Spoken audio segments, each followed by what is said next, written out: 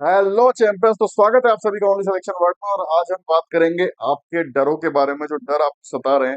जो आप मुझसे पूछ रहे हो सर क्या ये पॉसिबल है, तो आप मुझसे पूछें उसकी बजाय मैं ही आपसे पूछता हूं पहले कि क्या ये पॉसिबल है या क्या ये इम्पॉसिबल है।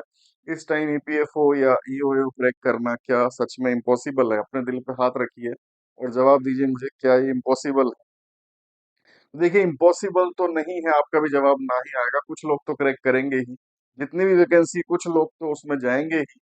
और वो आपके जैसे मेरे जैसे ही होंगे, कुछ अलग से, तो उनके अलग से दो दिमाग या दो चार हाथ या चार पांव या इस तरह के तो नहीं होंगे, ठीक है। हमेशा से जो लोग सेलेक्ट होते आए हैं, सीएसई में भी लोग सेलेक्ट होते हैं, अलग से तो कुछ उनका टेक्सचर होता नहीं है। तो आपके लोग, आप लोगों के बीच में से ही सेलेक्ट होंगे वो होने वाले। तो फिर क्या डर आपको सता रहे हैं?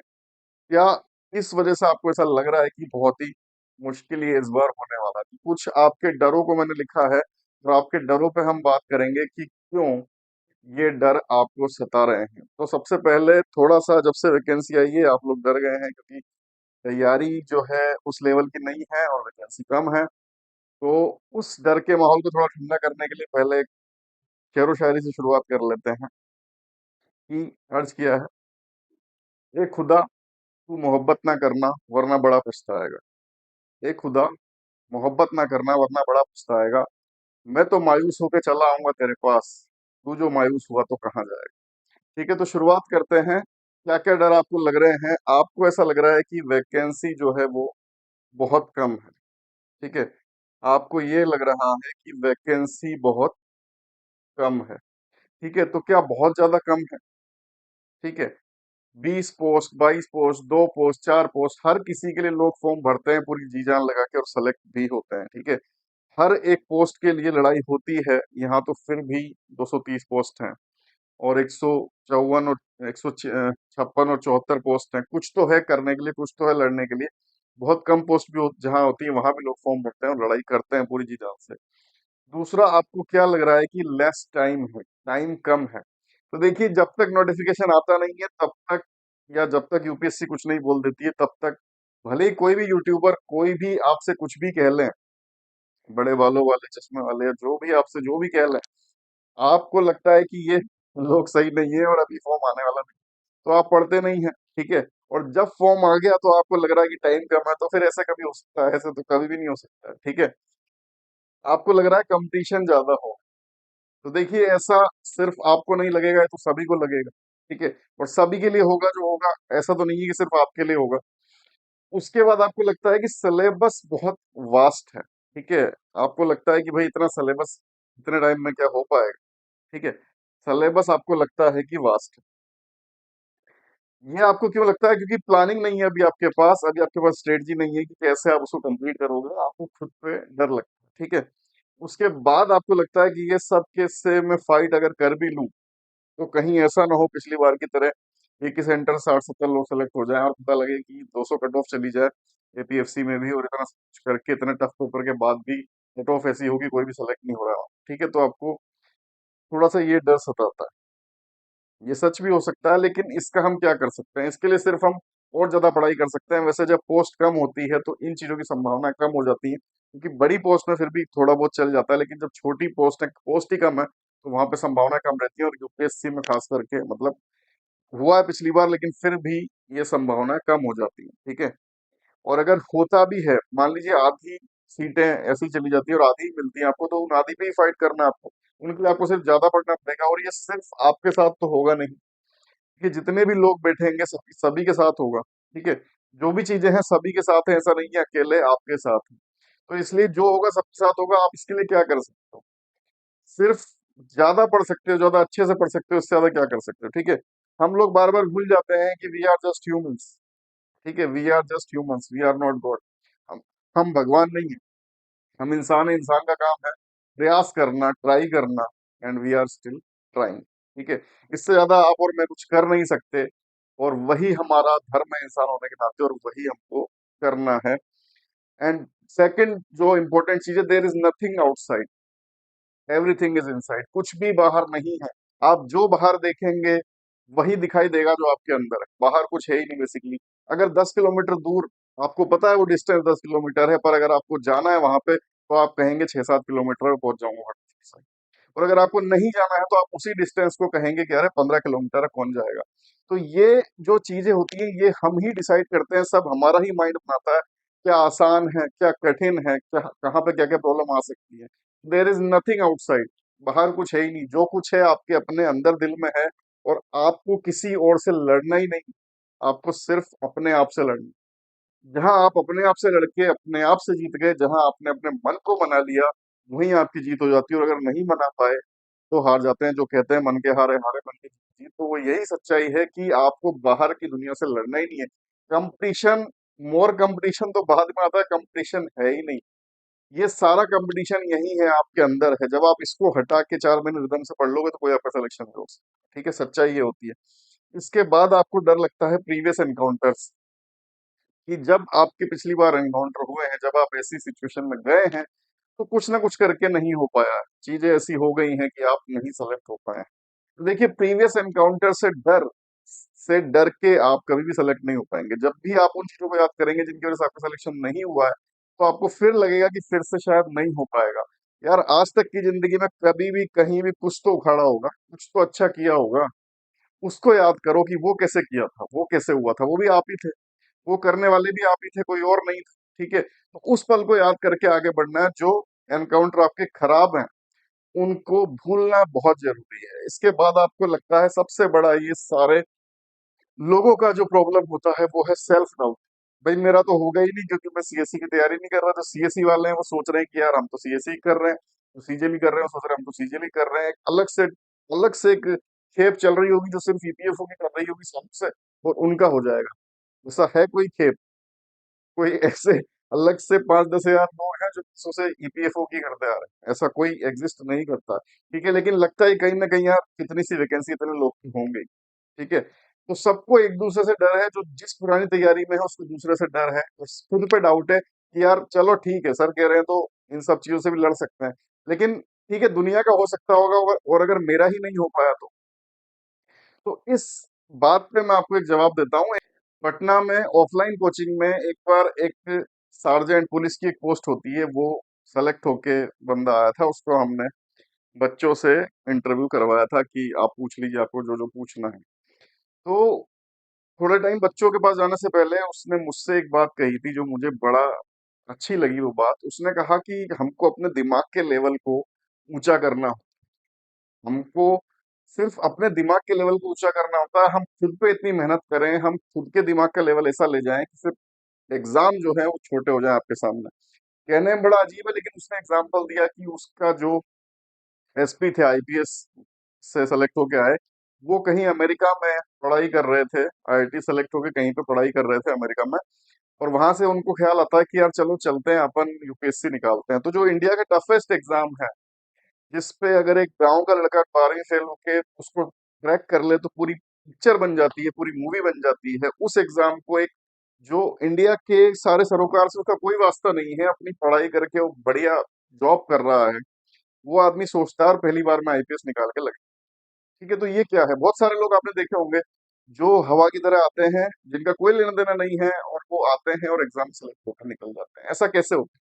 वो लोग कौन है फिर? आपके ही और मेरे ही बीच में से सब वही लोग हैं। ठीक है, ऐसा तो नहीं है कि उनको दिमाग कहीं अलग से दिया गया है। हम कह देते हैं एक चीज की वो तो गॉड गिफ्ट है, गॉड गिफ्ट जैसा कुछ होता है। जो पढ़ाई करता है उसका होता है, और जो नहीं पढ़ाई करता उसका नहीं होता। उनको पता होता है सिलेक्शन कैसे होता है। मेन मुद्दा ये होता है। आपने भी देखा होगा, इस तरह के लोग आपके आसपास भी होंगे जो शायद जुड़ के ना चल रहे हो। जैसे मेरे ही एग्जाम्पल है, पिछले बैच में से 28 मई को यूपीएससी का पेपर था, उसके बाद कई लोगों ने मेरा बैच ज्वाइन किया था। और जब रिजल्ट आया उसका, तो उनमें से फोन आने वालों में से कई लोग वो थे जिन्होंने यूपीएससी के प्री के बाद उसको ज्वाइन किया था। अब बताइए आप, मात्र एक महीना है, 28 मई, पूरी जून है, 2 जुलाई था।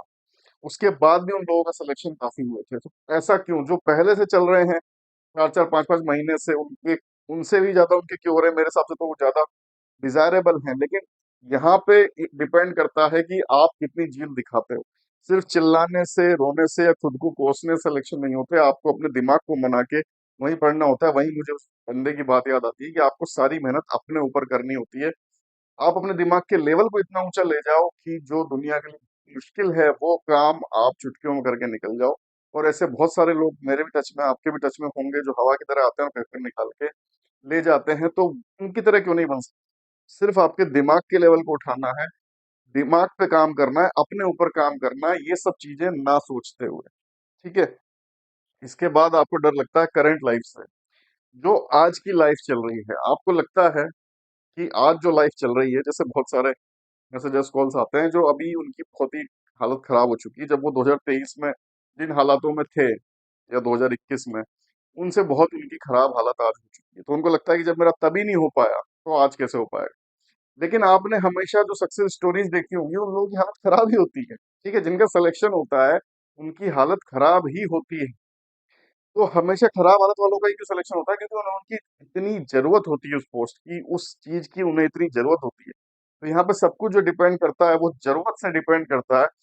और इसीलिए ये चीज मायने नहीं रखती कि आज आपकी करंट लाइफ क्या है। आपको इसी को तो भूल के, आपको इसको भूल के, इसको भूल के, कितनी वैकेंसी है, कितना कंपटीशन है, कितना टाइम है, कितना सिलेबस है, ये सब भूल के अपने आप को मना लेना ही तो जीत है। जो मैंने आपसे बोला कि आप खुद को मना लेते हैं तो ही जीत। यही सब तो मनाना है अपने आप को। ये बार बार आपके दिमाग में डाउट आएंगे कि यार ऐसा ऐसा ऐसा, इन्हीं से तो बचना है आपको।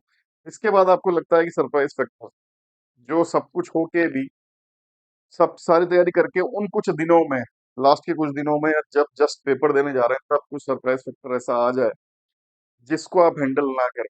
तो देखिए वो भी आप ही को हैंडल करना है।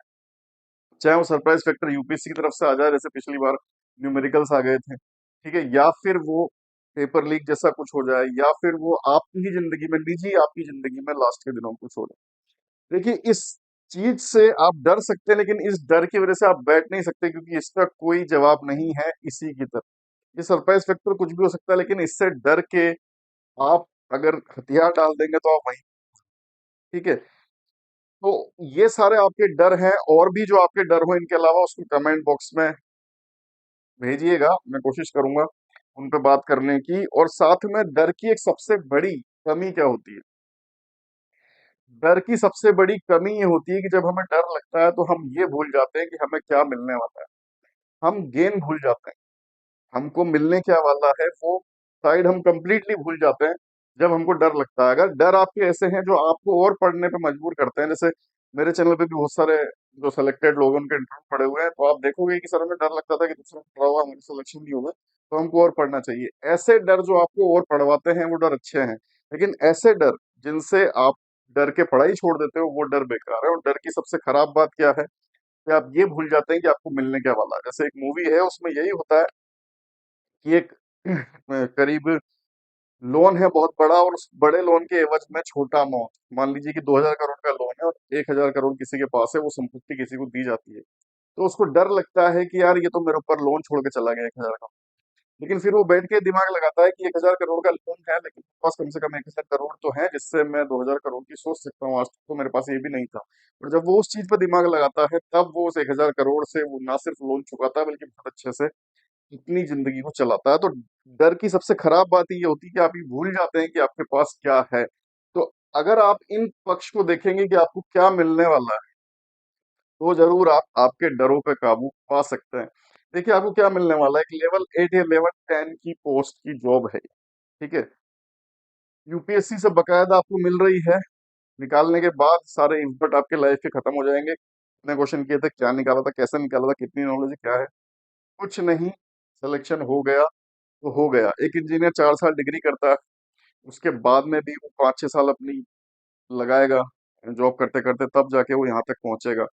एक डॉक्टर की डिग्री तो आप छोड़ ही दीजिए, बहुत जितनी भी डिग्रियों से आप कंपेयर करेंगे, कॉमर्स है, सीए है, इन सब के लेवल पे आप पहुंच जाएंगे एक एग्जाम से। आज आप जहां भी हैं उससे बिल्कुल अलग आपका लेवल हो जाएगा। सेंट्रल गवर्नमेंट की जॉब है। ठीक है। जॉब सिक्योरिटी है, सबसे बड़ी बात आज के टाइम पे। आप कई जगह आर्टिकल्स पढ़ रहे होंगे कि एआई आपकी जॉब लेने आ रही है आईटी वालों, यानी कोई भी फील्ड सेफ नहीं। आईटी वाले आज तक लगता था कि भाई ये सही चल रहे हैं, इनसे बढ़िया फॉरेन घूमते हैं, सब कुछ करते हैं, आज एआई उनके पीछे पड़ेगा। कौन सी जॉब कब चली जाएगी कुछ पता नहीं है, यहाँ कम से कम जॉब सिक्योरिटी है। इसके बाद बात करते हैं लो कंपटीशन। आपको लगता है हाई कंपटीशन, देखा जाए तो ये हाई नहीं बल्कि लो कंपटीशन। अगर आप इसको कंपेयर करें एसएससी सीजीएल से, या आप इसको कंपेयर करें यूपीएससी सिविल सर्विसेज से, तो आपको दोनों ही के कंपैरिजन में कंपटीशन यहाँ पे लो मिलेगा। जबकि जो पोस्ट है आपको दी जा रही है वो दोनों ही के समकक्ष पोस्ट है। जो सीजीएल की सबसे अच्छी पोस्ट होगी उसके समकक्ष समकक्ष आपको पोस्ट दी जा रही है। और सीएससी से ही मैंने आपको बताया जो पोस्ट आती है उनकी भी टॉप की जो पोस्ट हैं उनके समकक्ष आपको पोस्ट दी जा रही है। तो अगर आप सीएससी में पढ़ते हैं तो मैंने आपको बताया कि वहां तो आप मतलब निकल जाते हैं, पूरी पिक्चर बन जाती है, जाने कितने भयंकर कंपटीशन है। 2 से 3% सिर्फ सेलेक्ट होते हैं। टफेस्ट एग्जाम इंडिया का है और वर्ल्ड में भी अच्छे खासे नंबर पर आता है। उसके बाद में बात करें सीजीएल की, तो गला काट कंपटीशन वहां पे जो है, 100 में 100 नंबर लाके आपको गारंटी नहीं क्या मिलेगा। उस लेवल से देखिए यहाँ पे कंपटीशन काफी लो है, क्योंकि ये वैकेंसी थोड़ी सी ऑफ द लाइट है। ऑफ द लाइट का मतलब क्या है कि जो मैंने कल आपको कंपेयर करके बताया, जो वर्क प्रोफाइल है इनकम टैक्स से, कस्टम से, जीएसटी से, ये लोग ज्यादा टच में, क्योंकि इनके सामने इनका दायरा बड़ा है। काम यही करना है सोशल सिक्योरिटी के एरिया में, लेकिन थोड़ा सा ये ऑफ द लाइट है। यानी रिश्वत के केस या कोई भी केस होते भी हैं तो मोर ऑफन उन लोगों के देखे जाते हैं, सीबीआई की या किसी की भी पैनी निगाह जो है इस तरह की करप्शन वाली एजेंसीज की, वो उन्हीं की तरफ रहती है। ठीक है, बहुत कम निगाह इनकी तरफ रहती है। तो ये थोड़ी सी ऑफ द लाइट वैकेंसी है। फर्क सारे आपको वही मिल रहे हैं, सैलरी वही मिल रही है, जॉब वही मिल रही है। सोच के देखिए क्या चीज है कि सब कुछ आपको वही मिल रहा है, वैसा ही मिल रहा है, उससे अच्छा मिल रहा है, लेकिन थोड़ी सी ऑफ द लाइट है। ठीक है, सोशल स्टेटस आपको वही मिलेगा। आप एक यूपीएससी की पोस्ट निकाल रहे हैं, सेंट्रल गवर्नमेंट जॉब निकाल रहे हैं, सोशल स्टेटस आपको वही मिलेगा। जैसे आप इंटरव्यूज में भी सुनेंगे कि चेंज ऑफ व्यू, लोगों के व्यू बदल जाएंगे आपके बारे में। कल तक आप एक नाकारा बेरोजगार आवारा हो सकते हैं, लेकिन जैसे ही आपका नाम यहाँ पे फाइनल लिस्ट में आ जाता है, आपके लिए लोगों के व्यू बदल जाते हैं। काफी सारे बच्चों ने बताया इंटरव्यू में, अर्श से फर्श की जिंदगी और फर्श से अर्श की जिंदगी मैंने भी कई बार देखी है, तो मैं अपने एक्सपीरियंस से ही बता सकता हूँ। और काफी सारे बच्चों ने बताया कि इतने फोन आते हैं, रिश्तेदार या जो भी जो पूछते नहीं थे वो भी आपके लिए संबंध बनाने लग जाते हैं कि भाई मेरा ये फलाना है, मेरा ये ढिमका है। आपसे उनके क्या संबंध है वो उनको याद आ जाते हैं। सिक्योरिटी विद यूपीएससी अगर हम बात करें कि देखिए सीजीएल में अभी काफी कुछ चेंजेस हो गए। ठीक है, और उसके जो जाने माने टीचर्स हैं वही ये कह रहे हैं कि भाई पता नहीं क्या होने वाला। उसी तरह बात करें अगर आपके लेवल पे, तो आपको एग्जाम की डेट तक पता है, सिलेबस पता है, कब नोटिफिकेशन आना है, एक एक चीज आपको यहाँ पे पता है। ये सिक्योरिटी विद यूपीएससी है। भगवान न करे लास्ट में जाके कुछ पिछली बार की तरह चीज हो, बाकी यहाँ पे आपको सब कुछ पहले से पता होता है। और कुछ भी बदलने वाला नहीं है कि ऐसा 2 मिनट बदल जाएगा, पूरी एजेंसी बदल जाएगी, क्या क्या हो जाएगा, ऐसा नहीं होता है यहाँ। ठीक है, तो यहाँ पे यूपीएससी का नाम जहाँ जुड़ गया है, अच्छी खासी बड़ी संस्था है, सब कुछ है, आपको एक सिक्योरिटी मिल रही है कि जो चीज जैसी है वैसी ही रहेगी। आज बोल दिया जब पेपर होगा वो तभी हो। ठीक है, उसको कोई बदलने वाला नहीं है। कुछ भी हो जाता है, आज आप पेपर दे रहे हैं 2 साल तक रिजल्ट नहीं आ रहा, वो सब चीजें नहीं होती। ठीक है, तो इस सिक्योरिटी के साथ आपको वो सारी चीजें मिल रही है जिनके लिए गला काट कंपटीशन इस दुनिया में है। उसके मुकाबले यहाँ बहुत लो कंपटीशन है। ठीक है, सेंट्रल गवर्नमेंट जॉब है, सोशल स्टेटस आप, सिर्फ आपका नहीं पूरी फैमिली का स्टेटस बड़ा हो जाता है। पूरी फैमिली से लोग टर्म्स निकालने लग जाते हैं कि ये मेरा फलाना है, मेरा नहीं। जिनको आप जानते भी नहीं थे वो लोग आपसे संबंध बनाने लगते हैं, और ऐसा होता है। जब आप निकल जाओगे तो आपको पता लगेगा। और जैसा कि मैंने बोला कि आप अभी क्यों डर रहे हो, क्योंकि कोई स्ट्रेटजी आपके पास नहीं है। तो एपीएफसी और ईओ के लिए जैसा आप कह रहे हैं, मैं अलग अलग वीडियो में अलग अलग स्ट्रेटजी लाऊंगा। लेकिन मैं यहाँ पे बात कर रहा हूँ कि आप अपने दिमाग को किस तरीके से शुरुआत कर सकते हैं डरने की बजाय। देखिए, मैंने आपसे हमेशा से कहा है कि बाहुबली बनना है आपको। क्या बाहुबली के पास सबसे अच्छे हथियार थे? नहीं। क्या बाहुबली बाहुबली के पास सबसे अच्छी सेना थी? नहीं। क्या था? अच्छा दिमाग, स्ट्रेटजी। जो बड़े बड़े युद्ध जीते जाते हैं वो स्ट्रेटजी से जीते जाते हैं। आपको इतिहास में मिलेगा कि बहुत कम लोगों ने बहुत बड़ी बड़ी सेना को हरा दिया। कैसे? वो स्ट्रेटजी से जीते जाते हैं। ठीक है, तो स्ट्रेटजी शुरुआत आप कैसे कर सकते हैं? मैंने आपको बोला है कि एग्जाम को आप 3 पार्ट्स में बांट सकते हो। कोर पार्ट, जिस कोर पार्ट या सेम पार्ट कह सकते हैं, जो हर एक एग्जाम में आता है, हिस्ट्री, पॉलिटी, इकोनॉमी, ज्योग्राफी। ठीक है, ये सब जगह आते हैं, वही आपको मिल रहे हैं। स्पेशल पार्ट लेबर लॉज और अकाउंटिंग, और एक दो चीजें और, स्टेटिस्टिक्स, ऑडिटिंग जुड़ जाएंगी एपीएफसी में। ठीक है, और अगर हम बात करें aptitude part, maths, English, reasoning, computer, general science, जो एप्टीट्यूड पार्ट बेसिकली हर एक एग्जाम के लिए पढ़ना होता है। तो इन तीनों पार्ट्स में से जो आपका अच्छा है उसको, उसकी बजाय आप शुरुआत वहां से करें जो पार्ट आपका अच्छा नहीं है। ठीक है, जो पार्ट आपका पहले से मजबूत है उसकी बजाय आप उस पार्ट से शुरुआत कीजिए जो आपका कमजोर है, पहले उसको मजबूत कीजिए 1 महीने में। जब वो आपका मजबूत हो जाए और आपको कॉन्फिडेंस आने लगे, तब फिर आप एक साथ तैयारी कर सकते हैं। अभी आपके पास टाइम है, आप 15-20 दिन, 1 महीना सिर्फ उस पार्ट को दे सकते हैं थोरोली, जो पार्ट आपका कमजोर है। और जब उसमें आपको आने लगेगा, उसमें आपको अच्छा लगने लगेगा, तब आप शुरुआत कर सकते हैं आगे की, ठीक है? तो ये सारी स्ट्रेटजी आप माइंड को मनाएंगे जब अपने, और उसको दिखाएंगे कि क्या आपको मिलने वाला है, तब जाके आपको इन डरों से छुटकारा मिल सकता है। ठीक है, तो आपके मन को ये समझाइए कि क्या मिलने वाला है, उस साइड ध्यान डालिए, और आपके डर जो आपको पढ़ने पे मजबूर करें, उन डरों की ओर लेके आइए जो आपसे किताब छुड़वा दें। वो डर किसी काम के नहीं है। और अगर यही सब करते रहेंगे यार, डरते रहेंगे, तो कब क्या होगा? छोटा सा बच्चा, आप सभी ने देखा होगा, उस बच्चे को सिर्फ खाना चाहिए होता है। उसको कौन दे रहा है, क्या दे रहा है, ठीक है, उसको मतलब नहीं। उसको जब भूख लगती है, उसको सिर्फ खाना चाहिए होता है। इसके अलावा आप कौन है, क्या है, उसको कोई फर्क नहीं पड़ता, उसको सिर्फ खाना चाहिए होता है। तो बैक टू द बेसिक्स, बच्चे बन जाइए। सिर्फ आपको सिलेक्शन से मतलब है, कहाँ से क्या मिल रहा है, किसी चीज से कोई मतलब नहीं है, सिर्फ सिलेक्शन से मतलब है। और फिर भी डर लगे तो हमारे पास आइए, उस पूरी तैयारी में आपका साथ देने के लिए तैयार है। लेकिन पहले आपको अपने डरों से मुक्त होना पड़ेगा, ठीक है? अपने मन को समझाना पड़ेगा, ठीक है? और इन सारी लड़ाइयों के लिए भी एक मेंटरशिप प्रोग्राम भी लॉन्च हम करने वाले हैं। लेकिन उसके पहले मैं आप सभी से कहना चाहूंगा कि आपको इन डरों से मुक्ति पानी है, ठीक है? और हाइप का नीचे ऑप्शन होगा, अगर आपको लगता है कि ये वीडियो और लोगों तक पहुंचना चाहिए, उनको भी अच्छा लगे, अगर आपको अच्छा लगा, उनको भी अच्छा लगना चाहिए, तो हाइप कर दीजिएगा वीडियो को।